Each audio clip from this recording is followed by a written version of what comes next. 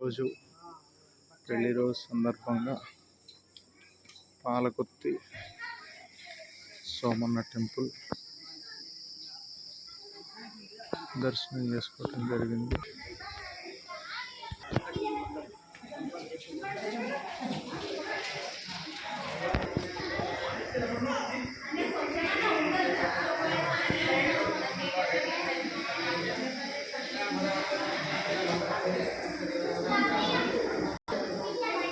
Palakurthi